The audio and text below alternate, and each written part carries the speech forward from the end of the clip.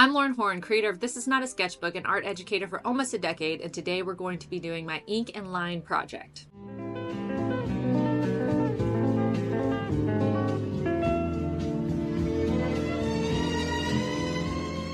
Before I start any class, I always start off with good things. Good things are a chance to share something good going on in your life. It could be really small or really big, but if you have a good thing to share with us, I'd love to celebrate you in the comments below. Today we're going to be doing my ink and line project that looks like this, this, and this. If you've been following me on social media for a while, this was previously called my Micron Pen project. I decided the name was a little bit too similar to our last project, the Micro Portraits project, so I switched up the name. If you're a teacher doing this in your classroom, don't forget that I have a whole packet of information that's going to help you out, including lesson plans, timelines, scaffolding activities, and of course the worksheet that's going to go along with this video. You can find all of that at thisisnotasketchbook.com. Before we begin, make sure you take a second to go back and review my video on value and also the grid method. I'm going to move through those parts really fast in this video since you have those to reference back to. For this project, you have a couple materials that are necessary and a couple that are optional, but are really going to help you with the project. So you definitely need Micron pens or a really similar illustration pen with varying weight. What we're doing in this project is exploring the relationship between line and value, and using different weights is a way that we're going to do that. We're also going to have a bigger drawing surface this time, and I recommend you buy Bristol paper. Bristol paper is a heavyweight, smooth surface, and it works great for blending markers, colored pencil, and also holds ink really well. If you don't have access to Bristol paper, use a drawing paper that has no tooth, meaning no rough part of your paper. Don't use anything like watercolor paper. Find the heaviest weight smooth paper that you can find. We're going to be using the grid method again for this project, so make sure you have a ruler, a regular pencil, an eraser, and it's helpful to have two different colored pencils to help with your value mapping. You can also use my grid cheat sheet, which you can find at thisisnotasketchbook.com. It's a pre-made grid that you can put underneath your paper and use the light of a window to help you get your lines. An optional but highly encouraged material, if you can get your hands on it, is illustration markers in grayscale. I'm using Prismacolor today, but you can definitely look at different, more affordable types. There's stuff on Amazon that I think works just as well. Just might run out a little bit faster, but it's great for this project. What you're looking for is grayscale. There's different types of grayscale. You can go cool gray, warm gray, or French gray, which is a type of warm gray. I really love French gray. Today I'm going to be using cool gray. Another optional material is a white gel pen. This is a really fun way to go back and pop in lines. You can also almost use it as an eraser if you end up with a stray line. It's not necessary. I typically don't reach for it very much, but it can be a really fun way to add in some value. Let's go ahead and grab your worksheet to get started on that, which again, you can find at thisisnotasketchbook.com. If you're not a teacher and you just want to learn on your own, you can also get this worksheet yourself without all of the lesson plan, grading rubric, and everything that goes with it for our classroom. This worksheet is really our chance to start exploring the relationship between line and value, and to sort of learn how to shade without using layers of graphite like we did in our last project, the Micro Portraits project. Just like in my value video, when I taught you guys how to use drawing pencils, these pens are going to be labeled with the weight of the pen. So how thick or thin the tip is.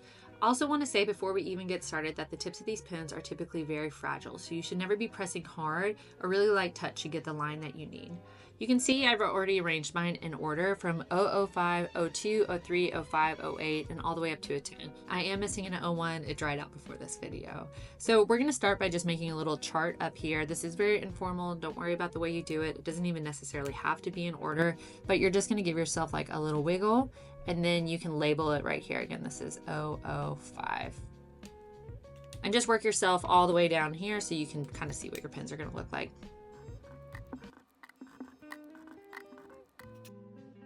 So we're going to create a couple different value scales using our pens, and we're going to refer to those different value scales in quality versus quantity. So when we talk about quantity, we're talking about the number of lines or marks that we're going to make. When we talk about quality, we're going to be talking about the weight of the line, so how thin or thick the line is. For now, we're just going to focus on quantity. So take any mid-weight pen that you have, like an 03 or an 05 would be great.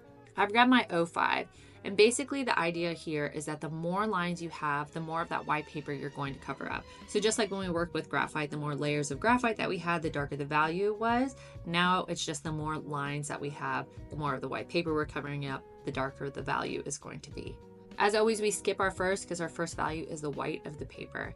My hand naturally works at a little bit of an angle as I'm drawing. Yours does not have to be at an angle. We're going to talk about mark making in a second, but as long as you follow that theory, It can be any type of line, any direction of line, just the more lines you have, the darker the value is going to be. And I'm going to go through and I'm just going to kind of almost count how many lines are in each one. So I'm going to say in this one, I'm only going to have 3 lines. The next one, we're going to increase the amount of lines that we have, or the quantity of lines. Let's just say we're going to increase to 5. And then I'm just going to add 2 and continue down the value scale.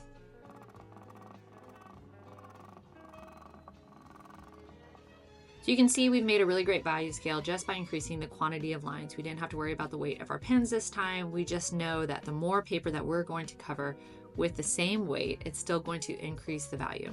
Now let's make our second value scale, and this time we're exploring the quality of line. You might not fill up the whole 9-point value scale at this point because we're just focusing on the quality of line. Each pen that you have is going to have its own square on the value scale. But in future, when we're actually working on our project, you're going to be using some combination of quality and quantity together. For now, we're just going to really isolate it. So take your smallest weight pen that you have right now. Make sure that you skip the first box because of course that's always the white of the paper. And this time I want you to put a number in your head, and every single box is going to have that exact same number of lines. We can just make one up. Let's say that we're going to put 7 lines in each one.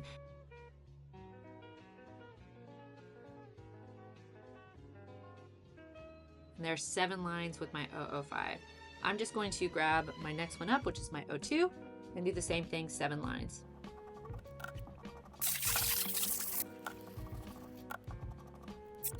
And there's my value scale exploring the quality of line, so the weight of the line. Remember, it's okay if you don't fill up all 9 boxes. You should have a box for every pen that you have, plus that first value, which is just the white of the paper. Now that you have 2 different ways to increase your value using lines, let's talk about mark making.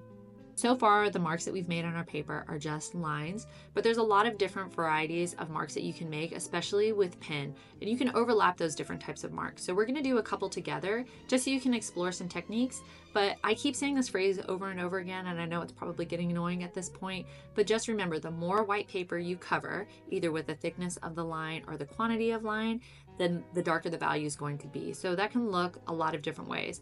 I'm going to teach you a couple different techniques on this teensy tiny value scales that we have, but I would love if you fill up the last couple boxes with marks that you invent on your own. Let's start with stippling, which is kind of my least favorite to teach because 30 kids tapping on their desk at the same time is very annoying. So we're going to look at all of these like teensy tiny value scales. You're going to have a really light value, a medium value, and a dark value. With stippling, I encourage you to explore weight rather than quantity for just right now while we're practicing. Quantity works great too. Weight's a little easier to achieve while we're just kind of getting introduced to stuff.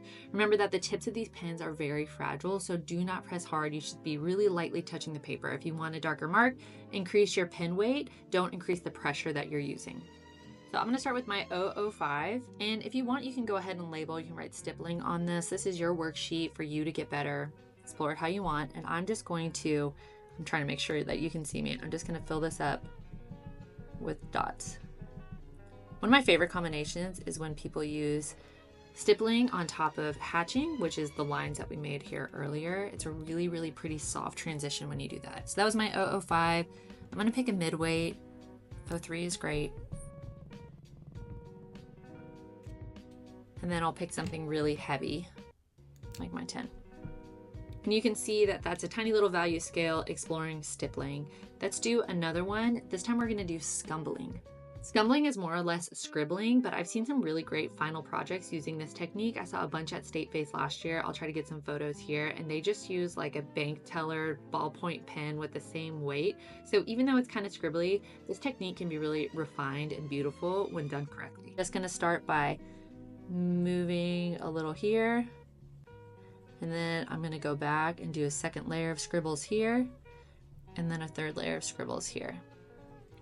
So kind of a crazy way to show a mark, but again, it can be really beautiful when it's done correctly. And no weight increase there. It's just the value by the amount of lines. Next, we're going to do cross hatching, and I always debate doing this in a value scale because typically cross hatching explores the shape of an object, meaning that the lines that we make curve around whatever we're looking at. You can't really do that in a value scale because we're looking at something flat and two-dimensional, so I'll also apply it to the sphere below. But basically, cross hatching is using lines going in opposite directions from each other.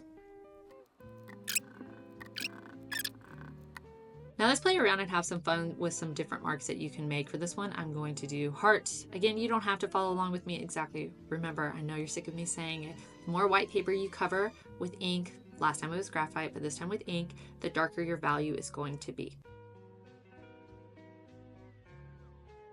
These next 4 little mini value scales are going to be on your own for you to explore different types of mark making or different combinations of mark making. You can have some fun with it. I know you're sick of me saying it, but the more white paper you cover, the darker the value is going to be. And as long as you keep that in your mind, your marks can look a lot of different ways. Again, do not follow me line for line. This is your chance to explore. And when you're done, I'll meet you back at the application section.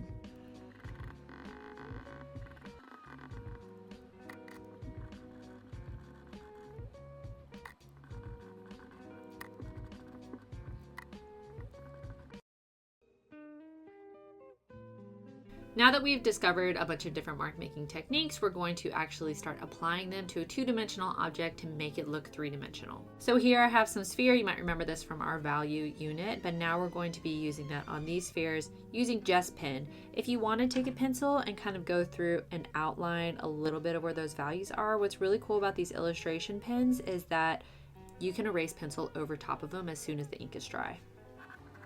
So let's start with scumbling because it's fun, and I'm going to just work with quantity this time. Again, when you work on your final project, you're going to be using some combination of quality and quantity, but you can pick which one you want to use right now. I'm going to be working mostly with quantity at this point because it's a little easier with scumbling, but I'm going to show you a couple different examples that I did.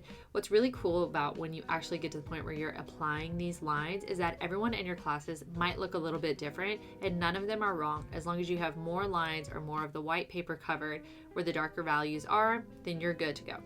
The first one I'm going to do is scumbling. Remember, this is the one that's kind of like scribbling. And I'm just going to start by using the same weight pen and get as much of the value completed as we can. Now that I'm done and the values are kind of generally in the right place, I'm actually going to go through and change the quality of my pen to get some darker values. So I'm going to reach for I'm going to go ahead and jump to my 08. And just where I want the darkest darks to be, I'm going to go through and add kind of another layer. So let's talk about a rule that I typically have with this project, and that is that you should not outline any value shapes. So you should always be able to show the difference in one object to the next by changing either the value or the texture, but I never want you to try to outline something. However, in this project, there are certain examples where just a small part of an outline can really help emphasize your value. You should never go through and just outline a shape and then try to fill it in with pen mark though. You always want to try to just work within the shape itself. But let me show you what I'm talking about. So in this one right here, I feel like the edge got a little wonky right here. So I'm going to go back through here and just where the bottom of the sphere is, I'm just going to add like a little bit of a thicker outline and kind of some hash marks on top. And I think that cleaned up the bottom edge. I would never ever take my pen and outline this part right here. We can tell where the edge of the sphere is by just having a change in value and texture. We don't need a big outline right here. But if you want to take just a couple little areas just to redefine your edge, you can.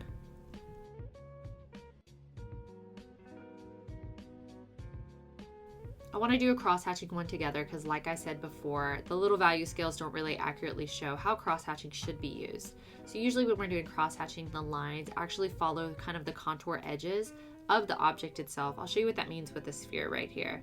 Note that you and the person next to you might have totally different looks on your drawing right now, and you're both probably correct as long as you're following the principle that the more white paper we cover with ink, the darker the value is going to be. Again, you don't need to match mine line for line. I just want to show you the general concept of what we're looking at. I'm going to start with an 05, and again, you're following the curve. So rather than drawing a straight line to the middle here, I want to kind of like round out the marks that I'm making, and then I'm going to do the opposite direction, rounding back the opposite way. So I'm going to start just over here, and I'm curving it because my sphere is curved. Now I'm going to curve back the opposite direction.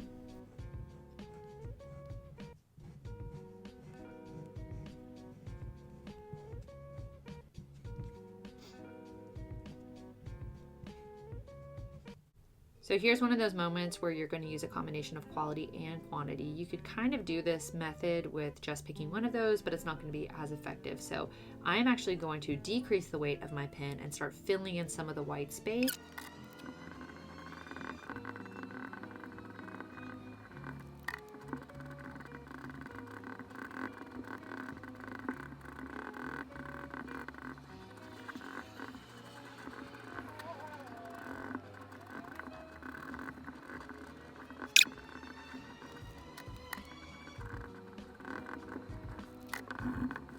Before we move on to marking the cubes, I want to show you some examples I did when I was practicing before filming, just to emphasize the point that you can do this in a variety of different ways. So if yours does not look just like your partner's, don't worry about it. I promise, as long as you're following that same theory, it's okay. So in this one, I wanted to show you guys that I used just straight lines, hash marks, and I did the exact same theory, I just did it in two different directions. So this one, I kind of had it radiating towards that highlight, and this one, I just made them all vertical. They're both correct. They're just different ways to show value. So if you don't have one that matches these, but they can still show that the object is rounded, you're doing great. Don't worry about it. You're going to render the cubes on your own. The subtleties between the values are a little bit more obvious. And again, remember, you don't need to match exactly what I'm doing. This is your chance to explore different kinds of mark making techniques, just to make sure that you're following the value guide that's all the way to the left, and don't forget the shadow.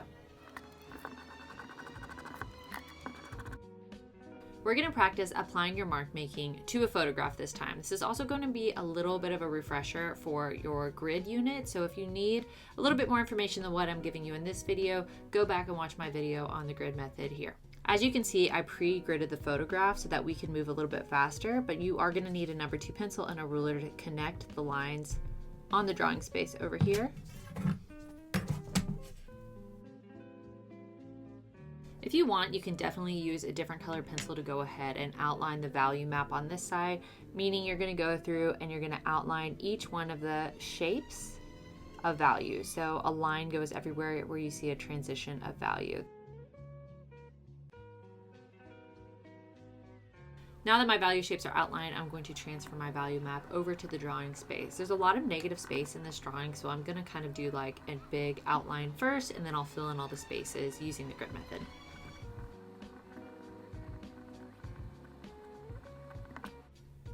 Now that my value shapes are transferred over to my drawing surface, I can start filling it in with ink. What's really cool about using these illustration pens, as long as they say archival ink or waterproof ink, you can actually leave all your pencil marks in place until all of the ink is in place, and then you can go back and erase it, and that includes your grid line. So I'm going to leave mine up as kind of a guide, and I'm going to go through now. I think for this specific picture, my best approach is to go ahead and darken the background because it is so dark, and then I'll go through with some like more detailed marks in the flower. I'm going to fast forward this so that you can just kind of watch it till the end, but work nice and slow. You don't need to rush this. All this practice is going to make a really great final drawing, so take your time. Just a quick note, remember that we're not going to outline the value shapes. You are going to fill in the value shapes with any sort of texture, making sure you're paying attention or matching the value, but it's gonna look crazy if we have a bunch of outlines. So don't go back over your pencil marks right now, just fill in the space that your pencil marks enclose. So now is a really good place to evaluate your drawing. So just like we did with the micro portraits, you're gonna kind of squint your eyes and say, okay, what are the big major differences? Obviously, we're not going for photorealism here, but we wanna make sure that the overall values are in the right place and that our image is clear.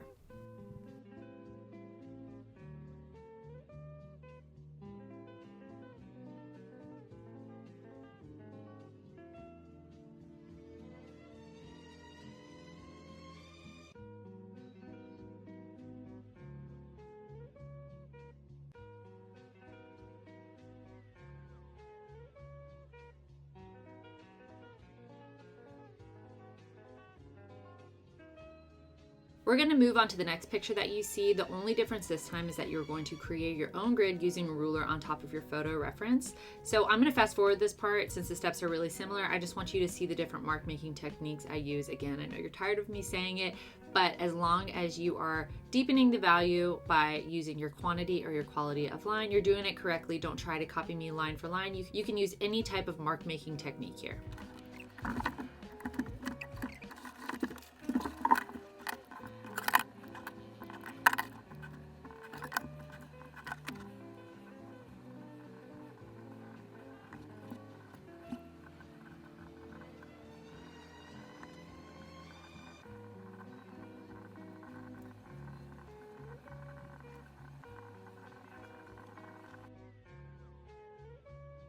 For our last practice round on this worksheet, I specifically picked a picture that had a really good sense of space, meaning it had a very obvious foreground, middle ground, and background. You can see here when you look that this flower is in the foreground. It's the clearest, most sharpest image. This area over here is in the midground. We can see what's going on, but the edges are blurred or the values maybe a little bit more gradient. And then everything in the background is really blurred. You can't see quite individual sharp edges of stems.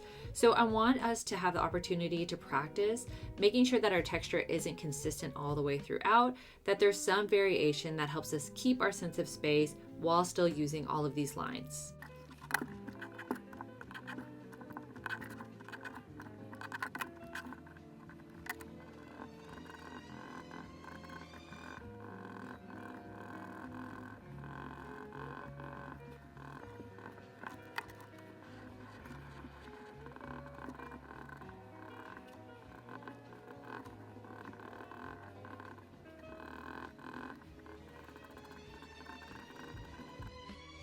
If you have a set of grayscale illustration markers that you're going to be using, we're going to practice those on the next page. If you don't have those available to you, that's totally okay. You're going to skip to the next video where we're going to be setting up your final project. Like we discussed before, this is an optional part of the project, but if you can get your hands on grayscale markers, it really helps push the contrast in a drawing, and it also makes it a little bit easier. You can be a little bit more selective about where you use pen. For instance, when I was filling in that dark background with 1,000 really heavyweight pen lines, before, now that's something where I could kind of fill that in with darker marker and it would go a lot faster.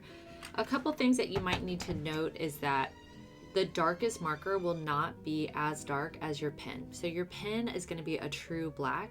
Your marker is going to be a very intensely dark gray. It's going to be close, but you can always kind of come back and detail more. So I've had students that will lay out the marker and they kind of feel like they've ruined their project because they've gone too dark. And then lo and behold, they can go on top with their pen work and get those details that they thought might have been lost. Another thing to note is this is going to work like watercolor. So there is no white marker. If you want white to show through, then you have to leave the white of the paper. You kind of can't go back and lighten up areas with this. So just make sure that you really preserve those highlights before you begin. So just like our line work, we're going to just informally kind of test out our markers right here. My marker set comes in a set of 12. I've taken every other marker out just to kind of simplify it a little bit, and I'm just going to work my way down the line and kind of fill in these boxes. These have dual tips, meaning that they have one tip that looks like this, that's a chisel tip, and they have one for more of a fine point like this for details.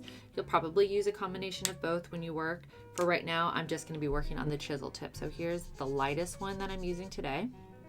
I really debated how I wanted to show you guys these videos because there's so many good videos out there showing you different techniques of how to use illustration markers. I didn't really want to combine it right here. The blending of the markers here is not really necessary. You're more or less dyeing your paper so that you can work with your value on top of it. So this is a tool to help emphasize your pen work. This isn't a replacement for the pen. If you want to do a full marker drawing, we're going to be doing that later this year.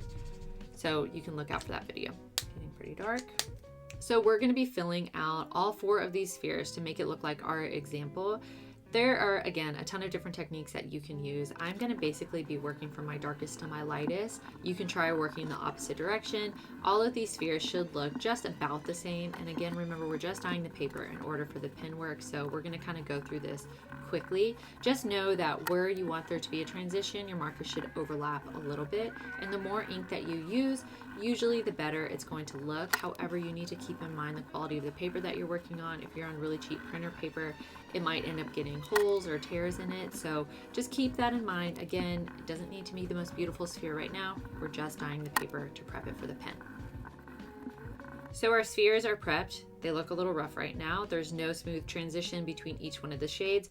But again, remember, this isn't a marker project. This is a pen project, and the marker is just helping us achieve our goals. So now I want you to go back to our mark making and pick a couple marks and go ahead and add your value. Again, keeping in mind quantity and quality of your lines. And I want you to see the difference in the spheres.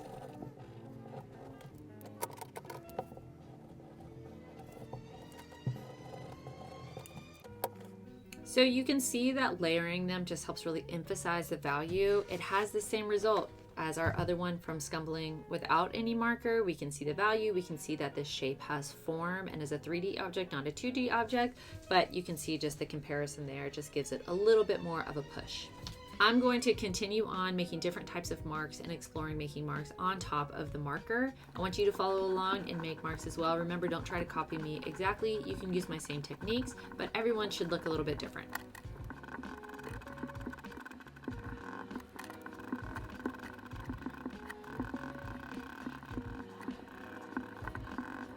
Now that you've practiced your mark making on top of your toned paper, there's a couple notes I need to throw in there. First of all, I love working with these pens because it's so great that you can leave your pencil lines in place and erase later. That does not work the same way with marker. So once you've markered over top of a pencil line, it's really hard to get rid of that pencil line without lightening up your marker as well. So just make sure you keep that in mind before you continue. I also want to note that you can use pen and then marker or marker and then pen. So if you want to experiment doing pen first and putting marker on top, go back to the first page of our worksheet and you can practice by putting marker over top of the marks that you've already made. So for now, what we're going to do is do the grid method exact same way that we've done before. We're going to draw our grids, put our value shapes in place, and then I'm going to erase the grid out, lighten my pencil mark, and add in the marker. Keep in mind that the white of the paper is the only white that you have. You do have a white gel pen for small details.